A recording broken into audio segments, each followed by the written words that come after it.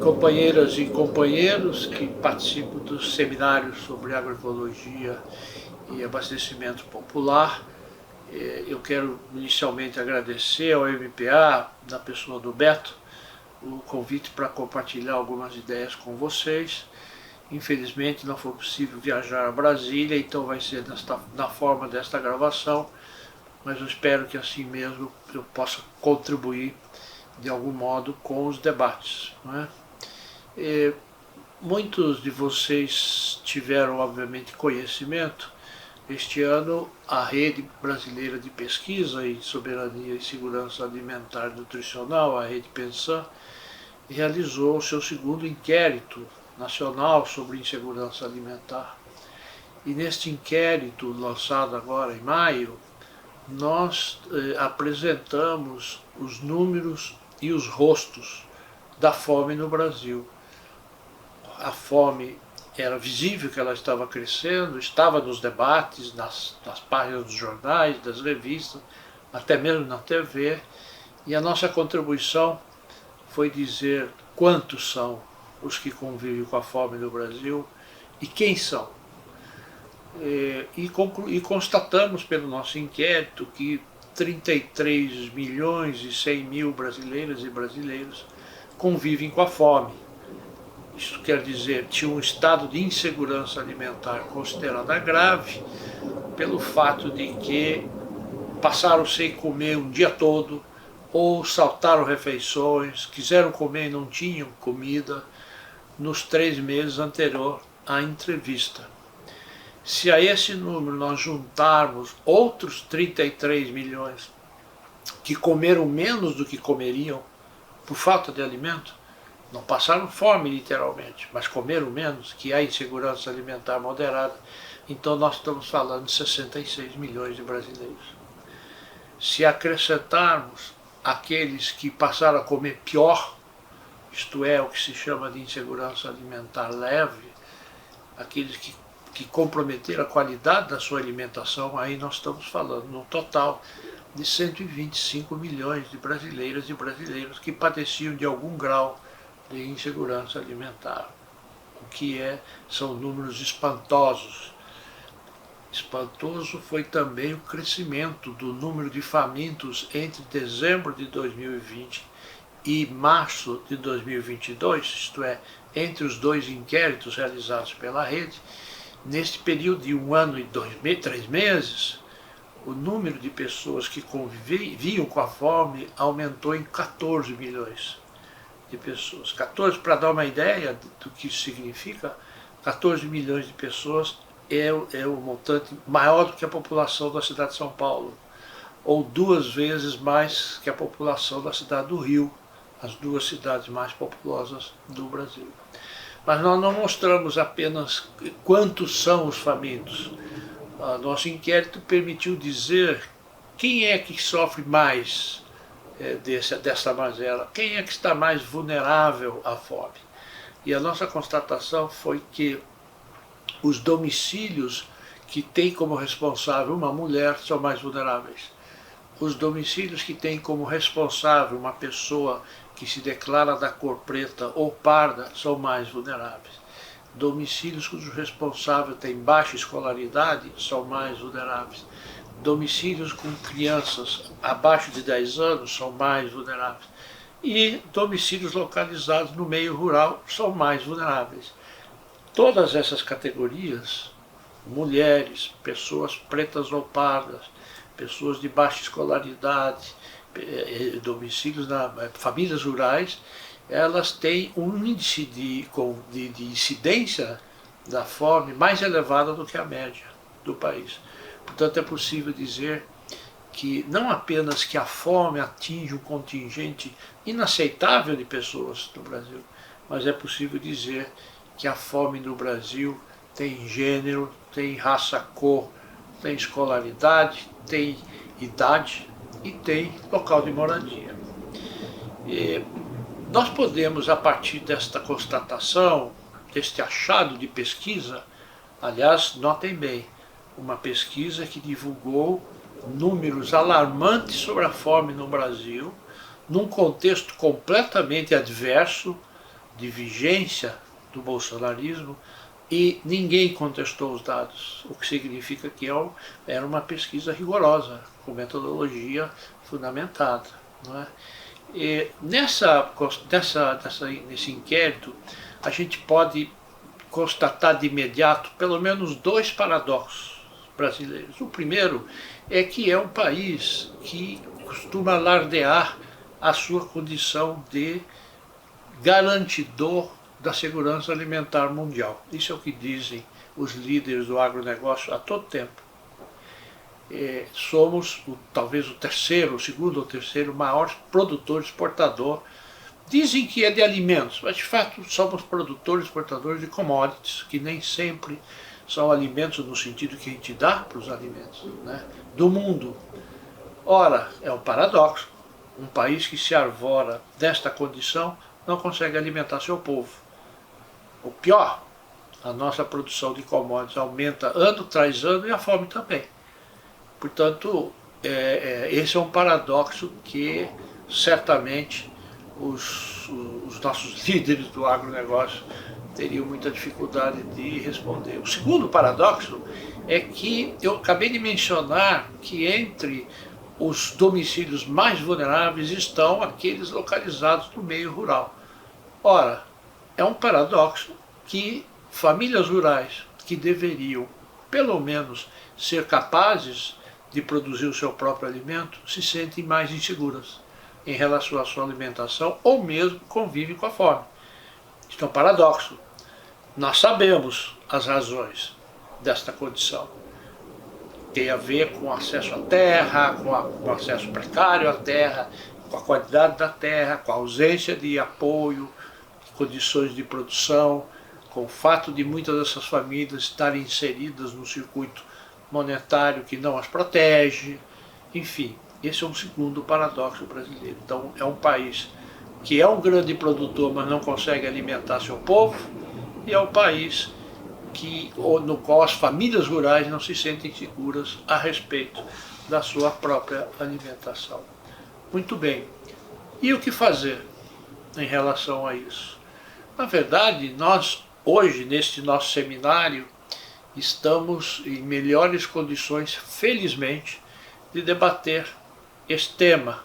Eu me recordo que 3 semanas atrás tivemos uma roda de conversa no Raiz do Brasil, aqui no Rio, onde eu também apresentei algumas dessas ideias, só que ali estávamos num ambiente de completa incerteza. Hoje, felizmente, temos um ambiente favorável. Por quê? Porque ganhou a eleição o ex-presidente Lula. E isso cria novas possibilidades, boas possibilidades, nos enche de esperança. Nenhum de nós é ingênuo o suficiente para achar que vamos viver um mar de rosas. Não é verdade. O tamanho da reação na sociedade brasileira é um indicador das dificuldades que vamos enfrentar, não é? As alianças que foram necessárias, do meu ponto de vista, absolutamente corretas para vencer a eleição, elas colocam também desafios. Muitos de vocês se lembram que esses desafios estiveram presentes nos primeiros governos Lula e Dilma. Por quê? Porque o Estado é um reflexo da sociedade. Não existe Estado homogêneo. Um Estado que seja homogêneo, ele é um Estado totalitário, autoritário, e isso não nos interessa. Ora, se é um Estado heterogêneo, nele estarão representadas as distintas concepções. Então, qual é a nossa questão? A nossa questão é enfrentá-las, fazer a disputa política. E assim fizemos. Nos primeiros governos do Lula, no governo da Dilma, estávamos lá, no meu caso e de outros, por intermédio do Conselho, né?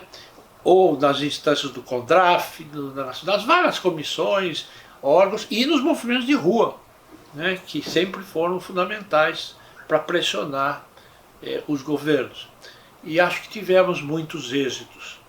Neste momento, acho que a tarefa que nos cabe é, desde agora, começar a incidir na construção do programa de governo. Nós sabemos que é agora que o governo começa a ser definido. O episódio das eleições, as alianças, foram sempre debates muito gerais, né? Assim que deve ser mesmo, pelas ideias, rumos, Agora não, agora a gente tem, nesse período chamado de período de transição, é quando a gente começa a construir o governo futuro. E é a hora que os movimentos, as organizações, os pesquisadores, todos os grupos profissionais vão começar a apresentar as suas demandas, né, e tentar que elas sejam contempladas. Na minha visão, eu também tenho participado de debates semelhantes junto com o coletivo nacional da Conferência Popular por Soberania e Segurança Alimentar e Nutricional. Esse coletivo foi criado no início do governo Bolsonaro, quando ele encerrou o Conselho e suspendeu a realização de conferências. Para nossa alegria, o agora presidente eleito Lula, no seu comício em São Paulo, já anunciou que as conferências estarão de volta, portanto nós estaremos de volta apresentando nossas propostas. Nesses debates tem ficado claro o seguinte: um governo como será, a gente espera que seja o governo Lula, ele terá de imediato que atuar frente a uma situação de emergência. Não é possível conviver com 33 milhões de famintos ou 66 milhões de pessoas que não comem adequadamente. Então, ações voltadas para enfrentar esta mazela são imediatas. Há duas, pelo menos, que a gente pode identificar. A primeira é nossa conhecida. As duas são nossas conhecidas, na verdade. Primeiro é a transferência de renda. Já sabemos como fazer, sabemos que o governo desse que está saindo deturpou esse instrumento, deu a ele um caráter clientelista, eleitoreiro, mal organizado, rompedor das divisões de direito, virou uma espécie de um paternalismo eleitoreiro. E temos todas as condições de voltar a ter equipes que são capazes de lidar com política social de transferência de renda de forma mais consistente, respeitadora, promotora de direitos. Então esta é uma ação imediata, que não há como esperar. Também é imediato, e nós temos vários companheiras e companheiros mobilizados nessa direção, a recuperação do valor do per capita da alimentação escolar. Como vocês sabem, a alimentação escolar é a principal, quando não a única refeição do dia de crianças de famílias de baixa renda. Há anos que o per capita é aquele recurso que é transferido do governo federal para as prefeituras ou governos de estado para comprar alimentos. Aquele valor que a gente em 2009 conseguiu estabelecer o condicionante de ser um montante do qual pelo menos 30% tem que ser destinado para a compra da agricultura familiar. Pois bem, esse valor está congelado há anos, não é? Então há uma demanda forte para que o governo Lula de imediato promova, o futuro, né, o governo Lula promova o reajuste do per capita da alimentação escolar. São duas iniciativas bastante evidentes de que enfrentam de imediato carências de acesso aos alimentos. Só que ao mesmo tempo a gente precisa de ter a retomada ou a incorporação de novas iniciativas de apoio, que são de outras formas, que têm um efeito mais de médio prazo, tenham uma característica mais estruturante, né? Entre essas ações se destaca o apoio à agricultura familiar, que imagino que seja um tema importante nesse seminário, né? Nós também temos experiência acumulada no país na direção de apoio à agricultura familiar, temos experiência de apoio à agroecologia particularmente, né? Todas elas são experiências que podem e devem ser aperfeiçoadas. Eu tenho uma avaliação que eu acho que a experiência brasileira, que foi muito exitosa, muito comemorada internacionalmente, ela não está esgotada no sentido de que precisamos inventar tudo de novo. Não precisamos inventar tudo de novo, mas precisamos sim aperfeiçoar os instrumentos que a gente já usou e eventualmente incorporar alguns novos, né? Então é preciso aperfeiçoar, mas sobretudo retomar com força os instrumentos, os programas de apoio à agricultura familiar, que este sim, o governo deste que está saindo que a gente tem até dificuldade de pronunciar o nome, ele esvaziou, encerrou, não é? Então, acho que há esses vários instrumentos, pode ser o PAA, eu já comentei do PNAE, a revisão do PRONAF, da PLANAPO, da Agricultura Orgânica e Agroecologia, não é? É um conjunto de iniciativas que podem e devem ser reforçadas já de imediato para promover uma expansão daquilo que nós, no nosso movimento, chamamos de comida de verdade, produção de comida de verdade, que nós entendemos que vem, sobretudo, da agricultura de base familiar, diversificada e preferencialmente agroecológica, não é? Então, esse é um segundo componente. Digamos que, em termos da discussão do programa de governo e dos seus eixos, eu ressaltaria esses dois. Mas o seminário esse que vocês estão realizando, ele tem uma preocupação especial com o abastecimento popular. Sobre isso, então, eu quero fazer minha última observação, não é? O Brasil tem um número muito grande de experiências nessa direção.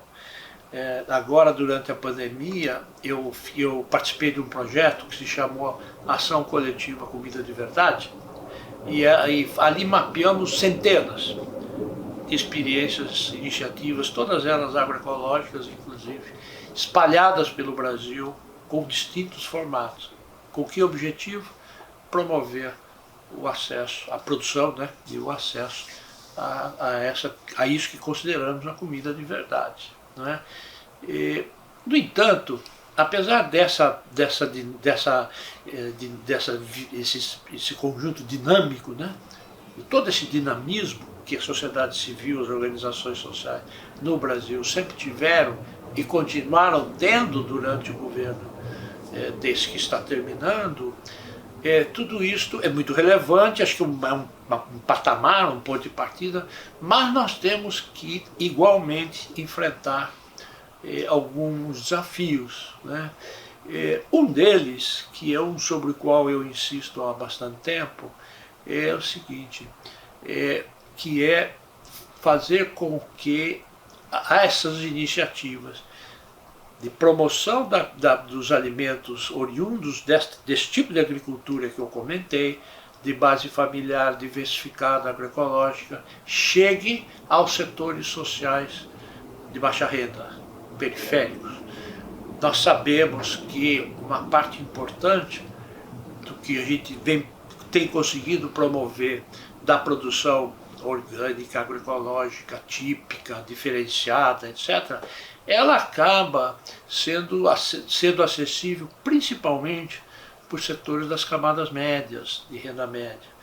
Não é só porque pode custar um pouco mais caro, mas é também porque abastecimento alimentar que lida com acesso, nós não podemos achar que abastecimento é apenas comercialização agrícola, porque não é. O abastecimento lida justamente com a conexão entre acesso e produção. Ocorre que o acesso aos alimentos, ele tem vários determinantes, mas tem dois principais. O primeiro é renda, portanto tem que ser uma comida de verdade acessível àqueles que têm baixa renda. E segundo é o acesso físico, querendo com isso dizer que muitas vezes não é uma questão do preço, é uma questão de estar disponível, próximo da sua moradia. E as populações que vivem em periferias, em áreas mais distantes, não têm facilidade de se locomover para ir até um local onde está sendo oferecido comida de verdade. Ela, na verdade, tem que se abastecer com aquilo que está acessível. Existe entre as muitas desigualdades que nós temos no Brasil, e elas são várias, existe uma que afeta principalmente esse tema, que são as desigualdades socioespaciais. O que são desigualdades socioespaciais? São desigualdades que combinam a condição social de menor renda, digamos, com a localização em espaços periféricos, né, ou de difícil acesso. Esse é um desafio. Não é um desafio simples. Não é. Sem apoio público não se faz isso. É muito difícil fazer, né? É preciso que você tenha uma ação que tenha suporte público e que consiga fazer com que as iniciativas oriundas da agricultura familiar, por exemplo, atinjam bairros periféricos do Rio de Janeiro, que é a cidade onde eu moro, né? Mas não é só de grandes cidades, podemos falar disso para as médias cidades, né? Ou nem dizer das regiões metropolitanas. Então essa é uma dificuldade. Eu acho que os movimentos dos agricultores familiares têm consciência disso, as ONGs que apoiam esses movimentos têm consciência disso. A questão é a gente construir, identificar e construir estratégias para superar isso. Então, nesse sentido, eu concluo com isso, né? Eu tenho muita expectativa de que um seminário, aliás, parabéns pelo tema, acho que foi um tema completamente oportuno, um seminário que trate de abastecimento popular de agroecologia, ele está no coração da questão, está enfrentando o coração. Claro que existem vários desafios no aspecto da produção, da transição, do apoio técnico, extensão, a terra, né, etc. Tem várias. Mas, do ponto de vista do abastecimento, tem esta questão que eu ainda acho que está precisando ser melhor considerada, que é como conectar a produção que vem de base familiar, camponesa, agroecológica, com populações que têm mais dificuldade de acessar, seja por causa de preço, seja por causa da distância física. Acho que esse é um grande desafio. Então eu agradeço mais uma vez e encerro aqui com um voto de esperança, né? Uma manifestação de esperança que acho que está nos alimentando, né? Foi muito bonito ver como que a campanha foi uma campanha alegre, as pessoas estavam felizes indo para a rua e expressando seus desejos, seus sonhos, né? Que são muitos. A reconstrução do país será muito difícil. Não se esqueçam que não é uma questão de voltar a criar o MDA ou voltar a criar o Conceia, o Asenap ou o que seja, né? É preciso ter uma reconstrução do aparelho do Estado que foi destroçado por esse governo, desqualificado, reprimido dos seus componentes. Isto tudo tem que ser reconstruído e é para isso que nós temos que dar o nosso apoio. Então, muito obrigado mais uma vez e uma boa discussão.